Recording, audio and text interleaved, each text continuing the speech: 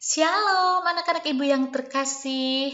Ibu berharap kalian dalam keadaan yang sehat, tetap bersuka cita. Sekalipun kita masih belajar dari rumah, tapi ibu yakin itu tidak mengurangi semangat dan antusias kalian untuk belajar dan memberikan yang terbaik dalam pelajaranmu. Kita bertemu lagi di dalam pelajaran pendidikan agama Kristen dan budi pekerti untuk kelas 8. Ibu senang sekali bisa kembali berjumpa dengan kalian, walaupun kita berjumpanya secara virtual, tapi Ibu sangat yakin dan percaya kalian tetap antusias untuk belajar. Baiklah anak-anak, sebelum memulai pelajaran, selalu Ibu akan mengingatkan untuk kalian mempersiapkan Alkitab dan buku catatan serta alat tulismu. Kamu harus mencatat dan mengingat apa yang Ibu sampaikan, setiap hal-hal yang penting terkait dengan materi yang akan kita pelajari hari ini, pastikan kalian mencatatnya, sehingga kalau kamu ingin review atau ingin mengulangnya, kamu bisa membacanya di buku catatanmu. Oke, sebelum memulai materinya, Ibu mau ajak anak-anak Ibu semua untuk berdoa. Kita satukan hati, kita berdoa kepada Tuhan. Terima kasih Tuhan Yesus, kami bersyukur bisa kembali berjumpa minggu ini dalam mata pelajaran pendidikan agama Kristen dan budi pekerti. Kami berdoa memohon hikmat juga pertolongan Tuhan untuk kami bisa belajar dengan baik. Tuhan yang menolong kami, Tuhan yang menyertai kami dengan pertolongan dari Roh Kudus-Mu Tuhan, untuk kami bisa belajar memahami materi ini, terlebih lagi nanti kami bisa mempraktekkannya dalam kehidupan kami. Terima kasih Tuhan Yesus, menyerahkan waktu ke depan ke dalam tangan Tuhan, di dalam nama Tuhan Yesus. Haleluya. Amin. Baiklah anak-anak Ibu, hari ini kita masuk ke pelajaran ke-6, yaitu mengenal Roh Kudus. Ibu sangat senang dan excited sekali untuk membahas materi ini bersama dengan kalian. Jadi konsentrasi, fokus. Kita akan belajar bersama-sama ya. Bahan Alkitab untuk materi hari ini diambil dari 1 Samuel 28, lalu 2 Samuel 23 ayat 2, Ayub 33 ayat 4, Nehemia 9 ayat 20, dan Mazmur 104 ayat 30. Jangan lupa untuk membaca bahan Alkitab ini setelah kalian selesai menonton video pembelajaran ini. Untuk apa, Bu? Supaya kalian lebih memahami, lebih mengerti, lebih mendalami materi kita saat ini. Oke? Adapun yang menjadi tujuan pembelajarannya, setelah mengamati video, siswa dapat memahami siapa Roh Kudus seperti yang dijelaskan dalam Alkitab kita di Perjanjian Lama dan Perjanjian Baru. Baiklah anak-anak, Ibu akan mulai. Di dalam Perjanjian Lama, Roh Kudus, mengenal Roh Kudus di dalam Perjanjian Lama. Pernahkah kamu berpikir tentang Roh Kudus? Siapakah Roh Kudus itu? Di dalam Alkitab Perjanjian Lama, di dalam bahasa Ibrani, Roh Kudus disebutkan menggunakan kata ruah. Kadang-kadang diterjemahkan menjadi angin atau napas. Angin Allah atau napas dari Allah, Kejadian 2 ayat 7 dan Nehemia 37 ayat 9 sampai 10. Roh Kudus berperan dalam penciptaan. Roh Allah melayang-layang di atas permukaan air, Kejadian 12. Selanjutnya, Roh Kudus ada dalam semua pekerjaan Allah, yaitu menciptakan alam semesta dengan segala isinya. Pada saat Allah menciptakan manusia pertama, Roh Allah menghembuskan nafas kehidupan ke dalam diri manusia.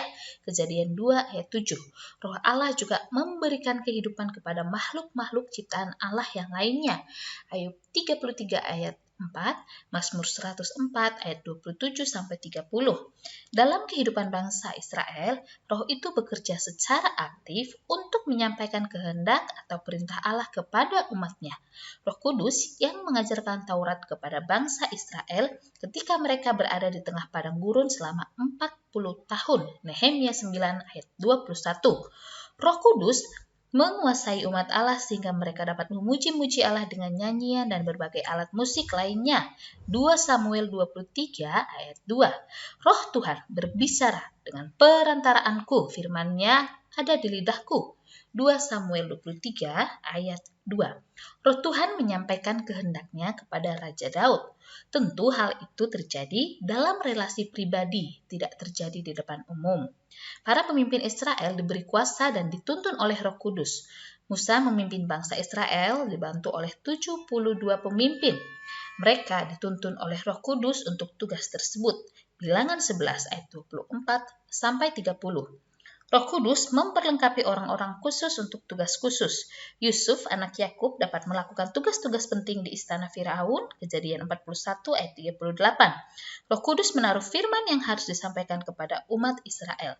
Roh Kudus juga membimbing agar Yusuf tidak salah melangkah. Pemazmur beberapa kali menyanyikan bahwa Roh Tuhan menuntun agar manusia tidak saja benar dalam bertindak, tetapi juga menuntun pada tingkat kehidupan yang benar. Umat yang tidak hidup dipimpin Roh Allah akan mengikuti cara hidupnya sendiri. Gideon dipenuhi oleh Roh Tuhan sehingga ia dapat melaksanakan apa yang dikehendaki oleh Allah. Pada waktu itu, Roh Tuhan menguasai Gideon. Ditiupnyalah sangkakala dan orang-orang Abiezer dikerahkan untuk mengikuti dia. Hakim-Hakim 6 ayat 34. Mereka memenangkan peperangan dengan bangsa-bangsa besar dan kejam seperti orang Amalek dan orang Midian. Saul menjadi raja pertama di kerajaan Israel. Ia diurapi menjadi raja oleh Samuel. Roh Allah ada padanya dan menyertainya. Roh Allah memberikan kemenangan dalam peperangan melawan bangsa lain. Tetapi Saul ketakutan menghadapi beberapa musuh besar. Ia pergi ke Endor untuk minta tolong kepada dukun. Saul meninggalkan Allah dengan perbuatannya itu, sehingga Roh Allah tidak tinggal lagi bersamanya.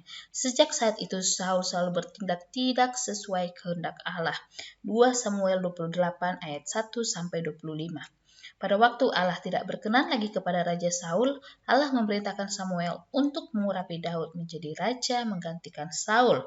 Dalam 1 Samuel 16 ayat 13 dituliskan, Samuel mengambil tabung tanduk yang berisi minyak itu dan mengurapi Daud di tengah-tengah saudara-saudaranya.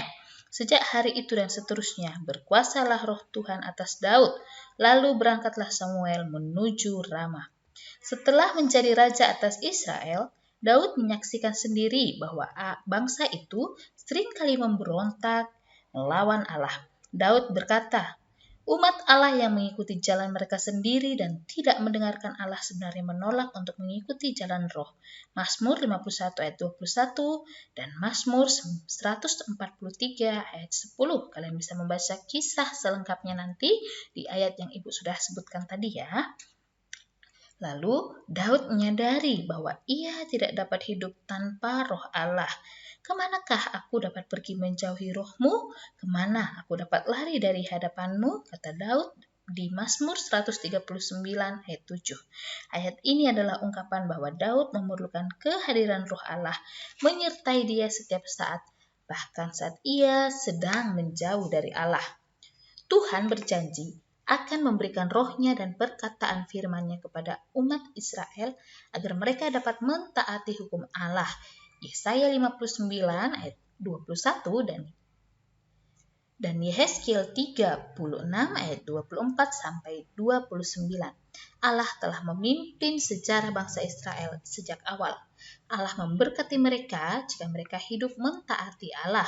Namun Allah juga menghukum mereka pada waktu mereka menyimpang dari jalan Allah. Setiap kali mereka memberontak lalu berbalik lagi kepada Allah, Roh Allah memperbaharui hubungan mereka dengan Allah. Kepenuhan Roh Allah di dalam Perjanjian Lama adalah Roh Allah hinggap pada diri orang-orang tertentu saja karena ada tugas atau maksud khusus. Hal ini berbeda dengan masa Perjanjian Baru. Jadi di dalam Perjanjian Lama, Roh Allah bekerja dan berkarya di antara manusia. Ia adalah pribadi yang berkuasa dan kekal. Dalam pemahaman Yahudi, Roh Allah disebut juga inspirasi ilahi, menyangkut tindakan ilahi, penulisan, atau pengucapan.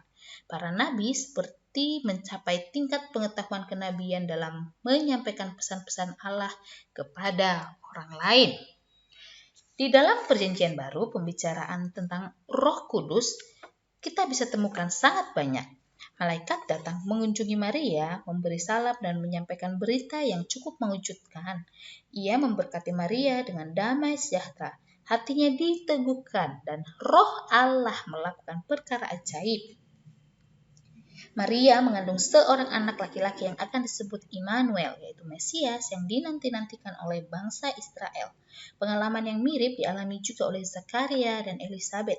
Di usia senjanya, Elisabet mengandung seorang anak laki-laki untuk membuka jalan bagi kedatangan Mesias. Sebagaimana dikatakan bahwa sebab ia akan besar di hadapan Tuhan dan ia tidak akan minum anggur atau minum minuman keras dan ia akan penuh dengan Roh Kudus mulai dari rahim ibunya. Ia akan membuat banyak orang Israel berbalik kepada Tuhan Allah mereka. Lukas 1 ayat 15-16. Roh Allah memenuhi Yohanes Pembaptis. Ia berseru-seru untuk menyiapkan jalan bagi Mesias. Dan pada waktu Yesus datang kepada Yohanes Pembaptis untuk dibaptis, Yohanes bersaksi. Yohanes menjawab dan berkata kepada semua orang itu, "Aku membaptis kamu dengan air, tapi Ia yang lebih berkuasa daripada aku akan datang, dan membuka tali kasutnya pun aku tidak layak. Ia akan membaptis kamu dengan Roh Kudus dan dengan api." Lukas 3 ayat 16. Lalu terdengarlah suara dari surga yang mengatakan, "Inilah anakku yang kukasihi, kepadanya lah aku berkenan." Pada masa Perjanjian Baru, Roh Kudus menjelma dalam bentuk lidah api, burung merpati, juga angin yang kencang. Tetapi kehadirannya memberkati dan memperlengkapi orang percaya. Semua kitab Perjanjian Baru menyebutkan Roh Kudus kecuali kitab 2 dan 3 Yohanes. Tampak bahwa peran Roh Kudus sangat dominan terhadap semua orang. Dalam Injil Yohanes, Yesus berjanji akan mengirimkan Roh Kudus yang akan menolong murid-muridnya, mengajarkan segala sesuatu kepada mereka dan menolong mereka untuk mengingat apa yang telah diajarkan Yesus kepada mereka. Roh Kudus akan memimpin murid-muridnya pada seluruh kebenaran Allah, menyingkapkan rahasia ilahi kepada mereka. Tiap orang memerlukan pimpinan Roh Kudus untuk mengetahui apa kehendak Allah, bagaimana melakukannya, dan kadang-kadang dapat memahami mengapa harus mentaati perintah tertentu dari Allah. Yesus, anak Allah, penuh dengan Roh Kudus, melakukan semua yang benar dalam seluruh kehidupan dan pelayanannya, memberikan teladan kepada semua manusia yang percaya kepadanya agar juga membuka dirinya menerima Roh Allah di dalam dirinya. Pernyataan mutlak yang sangat menonjol adalah kekudusan hidup. Tanpa Roh Kudus, tidak ada seorang pun manusia menjadi anak Allah. Anak Allah yang dimaksud adalah orang-orang yang hidupnya bergantung kepada Allah, sebagaimana seorang anak kepada orang tuanya. Dalam Yohanes 1 ayat 12 dituliskan, "Tetapi semua orang yang menerimanya diberinya kuasa supaya menjadi anak-anak Allah, yaitu mereka yang percaya dalam namanya." Allah mengangkat orang berdosa menjadi anak-anaknya. Lihatlah betapa besarnya kasih yang dikaruniakan Bapa kepada kita, sehingga kita disebut anak-anak Allah. Dan memang kita adalah anak-anak Allah. Karena itu dunia tidak mengenal kita, sebab dunia tidak mengenal Dia. 1 Yohanes 3 ayat 1. Roh Kudus bersaksi bersama-sama dengan roh kita bahwa kita adalah anak Allah. Roma 8 ayat 16, diangkat menjadi anak Allah adalah status atau kedudukan yang istimewa, mengingat kita adalah manusia. Menjadi anak Allah tidak membebaskan orang beriman dari godaan dosa atau penderitaan. Menjadi anak Allah menempatkan orang beriman pada kekuatan Kristus untuk melawan dosa dan bertahan dalam penderitaan. Jadi Roh Kudus memperlengkapi orang percaya dengan kuasa untuk menjadi anak-anak Allah. Penolong yang lain.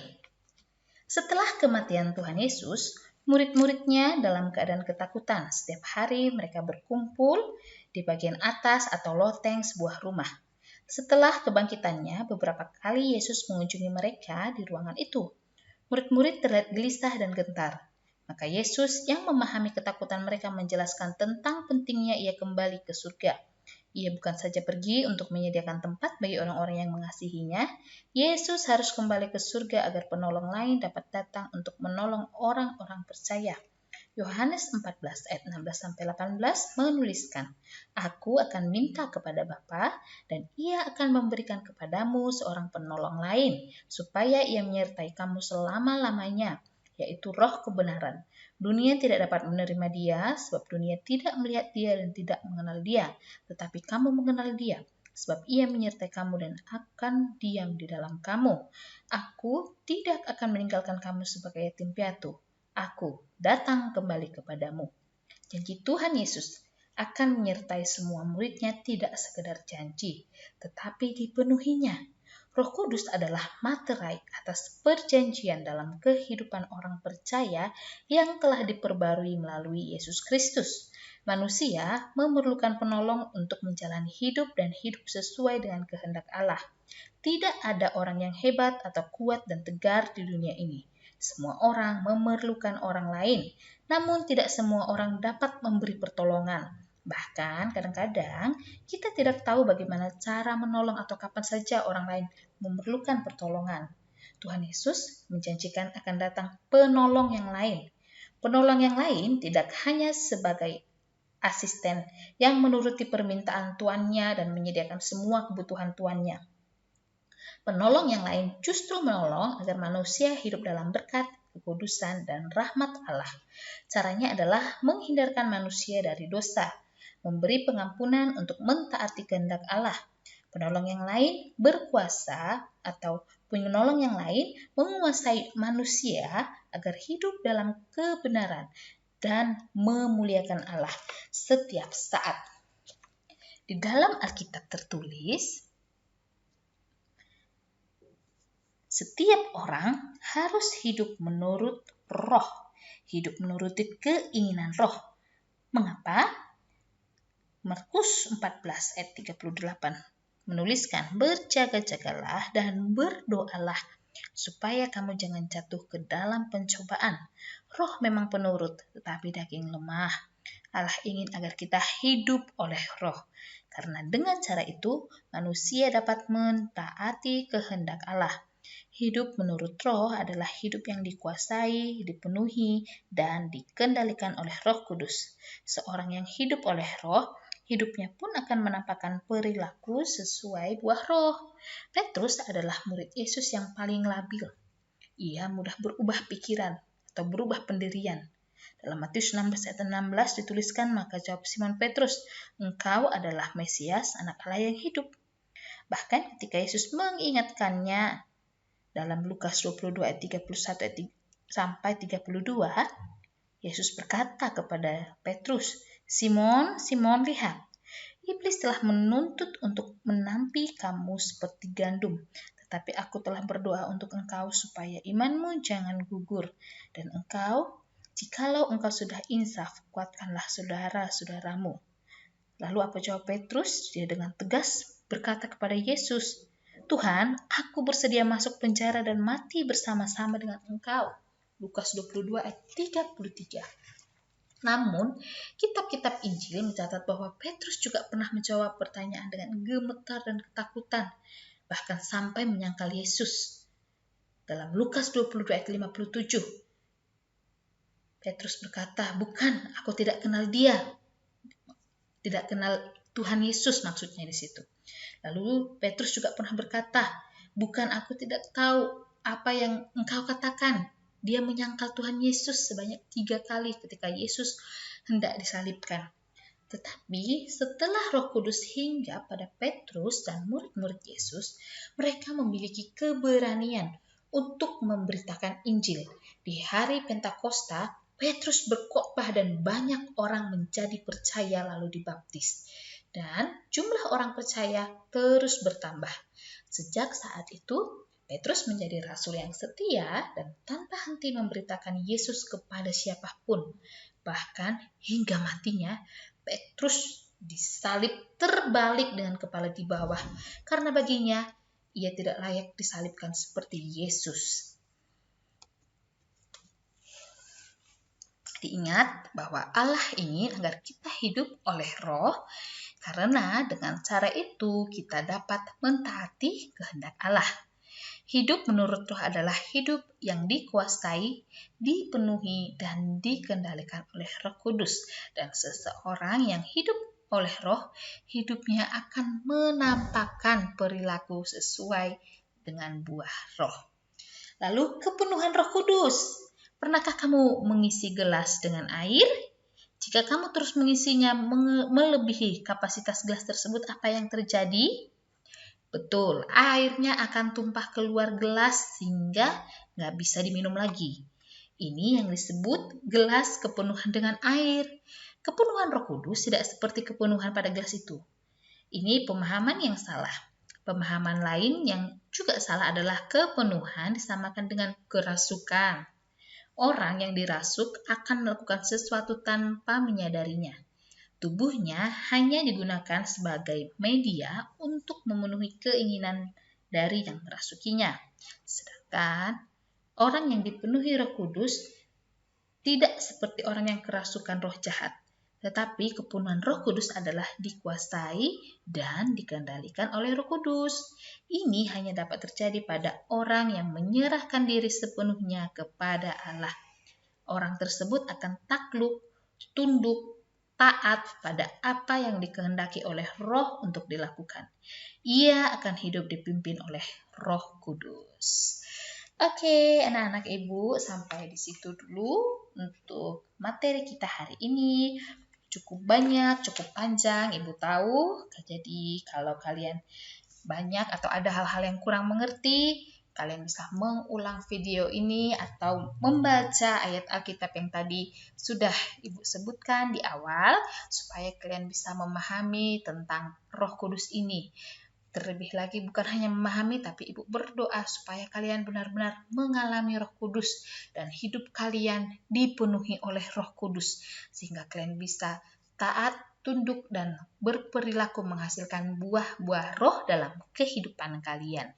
Tetap semangat, tetap berdoa, membaca Alkitab, dan selalu menjaga kesehatan supaya kita semua bisa segera bertemu dan bertatap muka kembali. Kita akhiri pertemuan hari ini dengan berdoa.